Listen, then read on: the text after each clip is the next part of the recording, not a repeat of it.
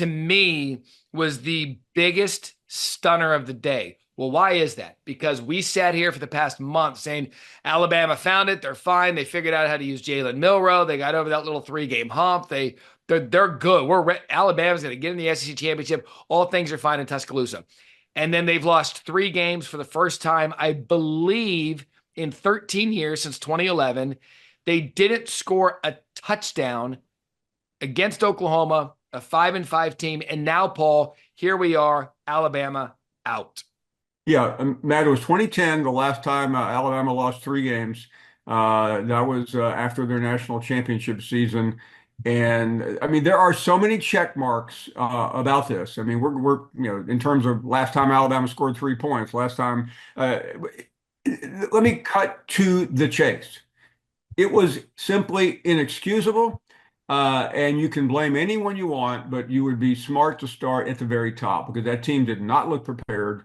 They didn't look focused. They didn't look like they had a clue what they were getting into. And I don't know how that could be the case because everyone who watches football knew that Brent Venables had an elite defense. They just have no offense because of all the wide receivers being hurt and chaos at quarterback. And I just don't understand it. And that loss was a body blow. And I know what my good friend Heather Dinich is saying that there is a path for Alabama, and maybe there will be. But the real question is why? Uh, I mean, I don't understand how Alabama can be considered a legitimate playoff team, Matt. And I realize that there are probably schools in there that aren't legitimate either. But I mean, they've lost to Vanderbilt, a 5-loss team, and now Oklahoma, a 5-loss team. And if you were looking at a chart of the SEC, they're probably 12-13 out of the 16 in the league, and the other loss is at Tennessee. And I know who they have a win against, possibly the SEC champion.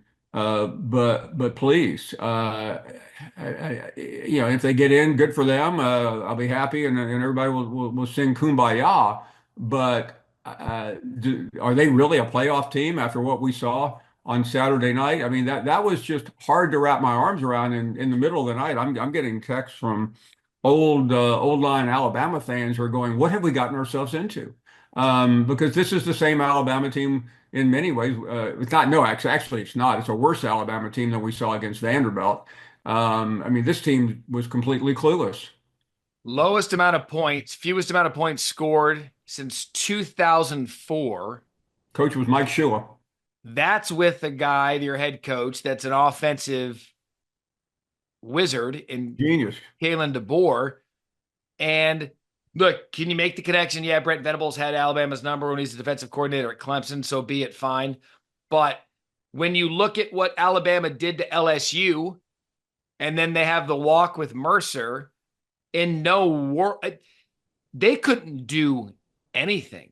I mean, they were never a threat. I mean, in Jalen Milroe, we got on here. We didn't have to go check the tape. It's not tape, it's digital. But we didn't have to go check it after LSU. We sat here, Paul, and we're like, finally, use Jalen Milroe as a runner. He's the best athlete on the Yeah. field. They tried to make him a thrower again last night. Yeah. And I just don't understand why that computed. I think the loss last night for Alabama was the worst loss of the season and the worst loss they've had in quite some time. Yeah, Matt, so we all said, I said, the Vanderbilt loss is the worst loss in maybe the history of Alabama. It's possible this is worse, if it could be such a thing, because of what the stakes were. Alabama recovered from the Vanderbilt loss. And I think what we did is we read way too much into the Missouri win and the LSU win. DeBoer, I mean, yeah, there was a terrible call in the game, but did you see Yeah, a game yesterday where there wasn't a terrible call? right. If the Williams touchdown had held up, Alabama has a breath at least, a pulse. But yeah, and by the way, I'm a big fan of Brent Venables, but what he did against uh, Nick Saban at yeah, in national championship games really doesn't have much to do. He's just a very good defensive coach, and that's all there is to it. So it was clear, anybody watching football who knows football, it was clear that Venables went into that game and said, here's what we're not going to do. We're not going to let Jalen Milroe beat us with his legs. So we're going to stop him with his legs. We're going to make him a thrower. That was clearly the game plan last night. And we talked about this with Ole Miss.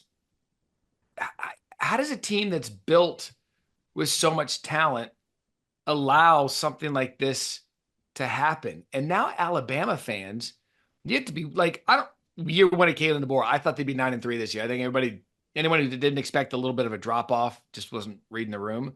But something like this, I mean, if you're an Alabama fan, you should wake up a little bit angry and concerned about where this thing's headed.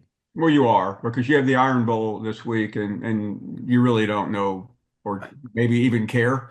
Yeah, losing to Auburn will get you in a lot of trouble quickly, but Alabama doesn't build its season around the Iron Bowl like they did 50 years ago. Right. It's about being the best in the country, and again, yeah, I go back to a decision about 3 weeks into DeBoer's tenure that may be reverberating is when I think it's when Grubb, his OC at Washington, came and left to go to I think to the Seahawks. Seahawks, yeah.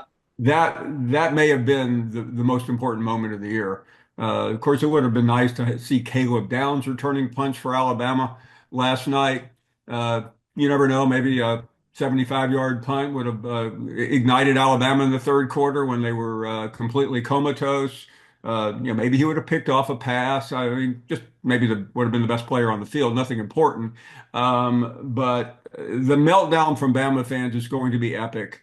And again, I'm not sure their level of enthusiasm for playing the math game about trying to get in is overly exciting. I mean, I think you have to ask the question. I mean, do they really belong? Yeah. It's hard for me to say they do. Yeah, you'd wonder if the committee would take this opportunity to make an example out of Alabama just because of the dominant Alabama we saw for 17 years under Nick Saban. But to me, this is why, and you may disagree with this, but this is why you don't take the job after a legend. Right, right. Because in no world, I still think Kalen DeBoer is a great football coach. Yes. But this is why you don't do it. Because everything you do from the time you step on campus until you reach the heights of the previous guy are going to be judged, ridiculed, and criticized to the point where you may not even have a chance to follow up and build the program the way you want. And listen, you sit at the tip of the spear of college football at ESPN every Saturday night, and you and I know that when Alabama loses a game like that, it takes precedent. I mean, I had forgotten at midnight that Indiana had played 12 hours earlier. Yeah. It was irrelevant, and that's what I was obsessing over on the whole plane ride back from Austin yesterday. Is okay, what's an objective way of looking at Indiana's loss, and now it doesn't even matter. Yeah, it doesn't matter. And so, look, I don't want to get drunk thinking of all the scenarios of how they get in. Same with Ole Miss, but right now it just doesn't look good for Alabama after a loss to Oklahoma.